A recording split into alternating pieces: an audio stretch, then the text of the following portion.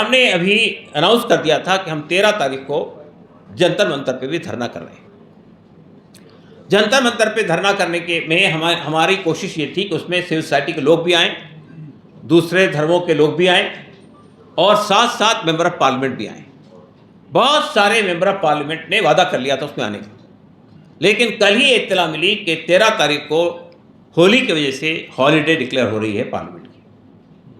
चूँकि होली रात में 13 तारीख की रात में जलाई जाती है, तो हमने जब 10 तारीख के लिए मांगा था जगह, तो पुलिस कमिश्नर के यहाँ से ये कहा गया था डिप्टी डीसीपी पार्लियामेंट स्ट्रीट से कि आप 10 को नहीं कर सकते हैं, इसलिए कि आपको 10 दिन पहले एप्लीकेशन करनी चाहिए थी।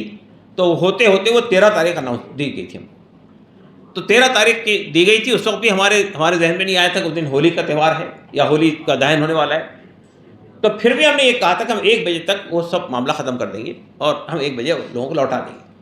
लेकिन जब अब पार्लियामेंट को भी छुट्टी कर दी गई और बहुत सारे मेंबर ऑफ पार्लियामेंट हैं जिन्होंने कहा था हमसे कि हम आएंगे उस प्रोग्राम में, तो उन्होंने ही ये हमसे गुजारिश की कि आप इसको आगे बढ़ा दीजिए। तो अब हम 17 तारीख को जंतर मंतर पे धरना कर रहे हैं और उसमें जैसा कि आप जानते हैं कि जितनी भी हमारी पर्सनल लॉ बोर्ड है, जमात इस्लामी है, जमतुलमा है, जमीयत अहले हदीस है, मिली काउंसिल है, मुशावरत है, इनकी जो सेंट्रल लीडरशिप है उसको हमने बुलाया है और सिविल सोसाइटी के लोगों को बुलाया है, मेंबर ऑफ पार्लियामेंट को बुलाया है। तो हम एक चाहते ये कि इस देश का जो बुद्धिजीवी वर्ग है वो अपनी बात रखे विस्तार के साथ में हुकूमत सामने।